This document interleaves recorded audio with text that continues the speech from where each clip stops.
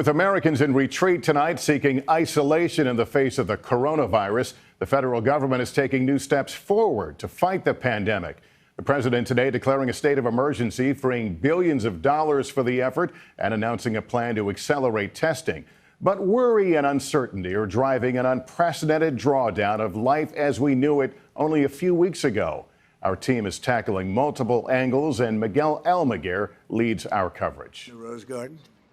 Appreciate everybody being here. The president's declaration of a national emergency comes as the coronavirus crisis deepens across the country amid a new warning it could last 2 months. With additional governors banning large groups from congregating today, the National Guard is now active in a growing number of states.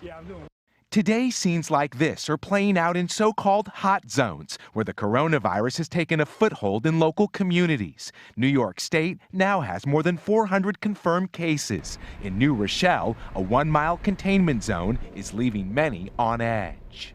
Nervous, scared, confused, not really sure what's going on. With one Chicago hospital turning its garage into a makeshift triage center, more pop-up clinics and drive-through testing labs are becoming inundated. In Colorado, this one can only stay open for a few hours. There are likely thousands of cases in Colorado that have not yet been tested or whose tests are pending. As the government urges caution, there is concern fear will turn to panic. The run on supplies and the wait to get into grocery stores, a stark contrast to normally bustling city centers and subway stations now eerily empty. In several states, every school has shuttered to slow the spread of the virus. In Los Angeles, the nation's second largest school district, with over 500,000 children, classes are canceled for at least 2 weeks. You know, it's hard on parents because now we have to figure out, who's going to watch our kids. With Louisiana becoming the first state to postpone an election because of the coronavirus, some of the nation's most iconic venues are shut down. The Smithsonian Museums, the National Zoo, the Space Needle, and Disney World will close. Kerry Sanders is there. Disney World is the largest single location employer in the nation, with close to 70,000 employees, all who have been told they will still get paid while the park is closed. Today, more high-profile cases confirmed. Canadian Prime Minister Justin Trudeau's wife has the virus, along with Miami's mayor. But as the number of cases rises, so do the number of recoveries. Clyde and Renee Smith are now cleared from quarantine. Be careful, but don't be afraid. It's not something that's going to jump out and grab you. Tonight, amid a growing scare, a voice of reason, hoping to offer a sense of calm during a crisis.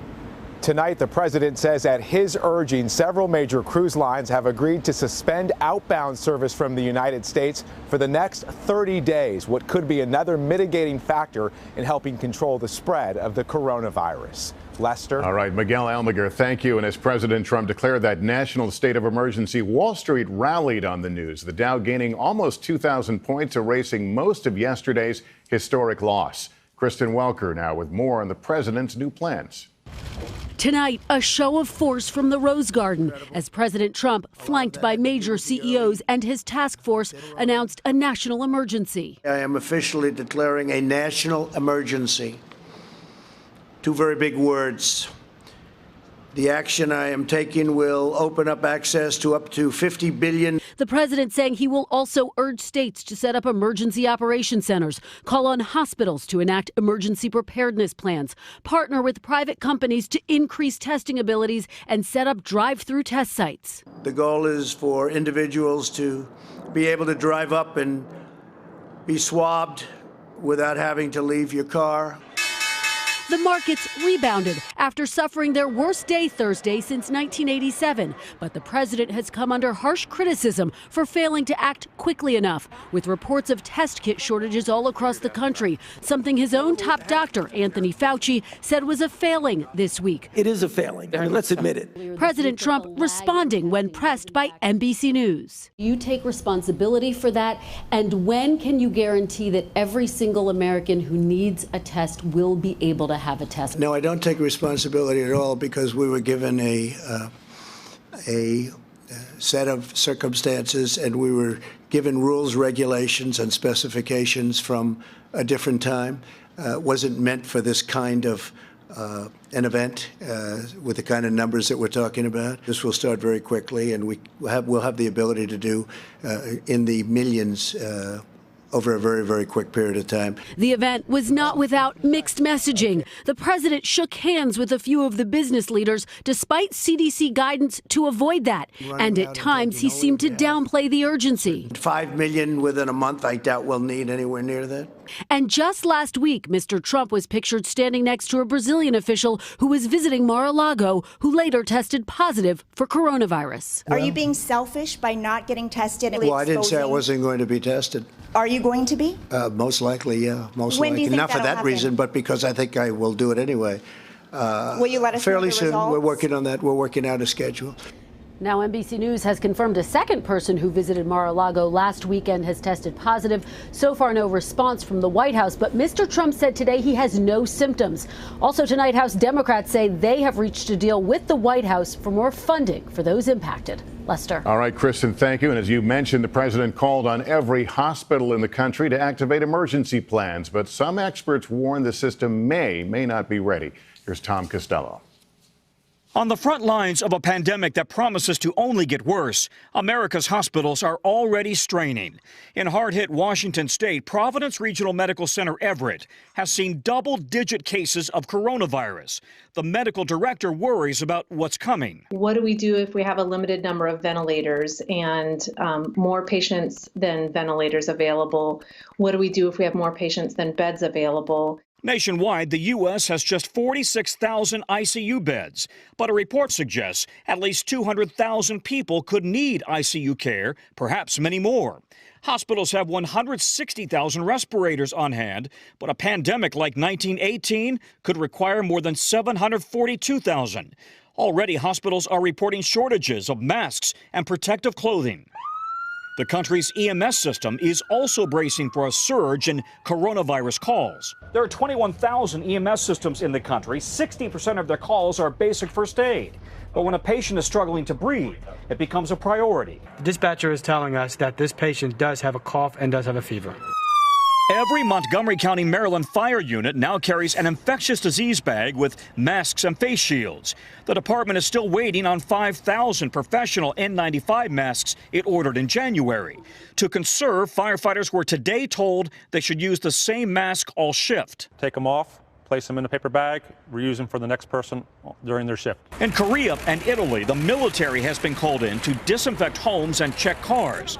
An emergency move with a global healthcare system under stress. Tom Costello, NBC News, Rockville, Maryland. That new ban on foreign nationals traveling from Europe to the U.S. takes effect at midnight Eastern, and with U.S. airlines also set to cut flights, some Americans are scrambling to get out. NBC's Keir Simmons is in London. Tonight, we're just hours away from President Trump's Europe travel ban kicking in. Citizens from 26 European countries barred from entering the U.S. Americans are not impacted by the ban, but will face voluntary quarantine, the president said tonight. Any of the families returning from Europe will be subject to extra screening as well as self-isolation for a period of 14 days. Many Americans are trying to get out, with airlines like Delta and United announcing they will start to reduce flights from Europe. Yeah, we got scared. The travel ban comes with Europe now the epicenter of the pandemic. 70% of new coronavirus cases originate here. But many Americans say there were mixed messages when the ban was first announced. China Barrett and Ethan Smith fled Portugal after President Trump announced the travel ban. Today, holed up in a London hotel room, on hold with their airline. And we were hoping that, the government would take more concern about this, that airlines would make more of an effort. And tonight, the president says the UK may be added to the flight ban list as infections here rise. Lester? Keir Simmons in London for us. Thank you. And the pandemic has eased in China after authorities there took extreme measures, locking down tens of millions of citizens. Our Cynthia McFadden now on whether the same could happen here in the U.S. This alarming video from China appears to show people being forced into quarantine. It has many Americans wondering just what could happen here. Can you envision a circumstance, worst case scenario, where the United States has to take the kind of draconian steps that China and Italy have taken. I hope it won't come to that. Dr. Thomas Frieden was head of the CDC under President Obama and remembers the first time he briefed him. He asked a series of questions about H1N1, which was just emerging, and it was kind of like a fog of war reality. And he said, "This isn't going to kill 1 million people, is it, doctor?" And I answered, "No, Mr. President." But if someone asked me that today, I would say, I hope not, but it's possible. No resource will be spared. To help prevent that, the president today declared a national emergency, unleashing a wide range of extraordinary powers. At that moment, special powers contained in more than 100 different provisions of law become available to him. There are powers that allow the president to shut down communication facilities, to freeze Americans' bank accounts. Today, however, the president focused on fighting the pandemic with more money and fewer regulations. Over 3/4 of the states have already declared a state of emergency, and New York City joined them yesterday. We're seeing intense increases in the number of cases. The powers of the state in a public health crisis look almost like the federal government's powers during wartime. They are extraordinarily broad. For example, in New York, the mayor can set a curfew, stop people from entering or leaving the city, shut down mass transit, and ration supplies. In addition, the police and National Guard have the power to enforce compliance with mandated quarantines and other restrictions if it comes to that. Your right to swing your fist ends at my nose, and your right to cough up infectious bacteria or viruses does not extend to my lungs. Whatever the legal powers, officials are counting on Americans to step up and voluntarily do what's necessary. Cynthia McFadden, NBC News, New York. The pictures tell the story: empty shelves and long lines as concerns about the coronavirus play out at the nation's grocery stores. Here's Jolene Kent. Tonight, as coronavirus fears grow in this national emergency, so do the lines at the grocery store. As shoppers rushed to this Costco near Las Vegas, hundreds waited outside to stock up on supplies. At this New York grocery store, customers stood for 2 hours to check out. Aisles usually chock full of toilet paper, paper towels, cold medicine, even pasta, now lay bare with nothing left. I showed up today and it's just chaos. Grocery stores are trying to keep up with demand. Kroger, the largest chain in the country, says it's working to restock shelves while rationing some items so everyone can have access to the items they need. Target, Walmart, and Costco imposing similar limits. And starting Sunday, some retailers opening up their parking lots for drive-through coronavirus testing. We're focused on a common competitor, and that's defeating the spread of the coronavirus. For those avoiding stores and parking lots, online shopping isn't necessarily easier. Orders for hand sanitizer, masks, and gloves skyrocketed 817% last month online. Toilet paper orders up nearly 200%. With so much uncertainty, it's important to remember that supplies are still coming in. Empty shelves are getting regularly restocked at most grocery stores. As for what you really need, Homeland Security says in a pandemic, focus on the basics. 2 weeks of food and water, enough prescription drugs, and over-the-counter medicine. Hey, NBC News fans, thanks for checking out our YouTube channel. Subscribe by clicking on that button down here, and click on any of the videos over here to watch the latest interviews, show highlights, and digital exclusives. Thanks for watching.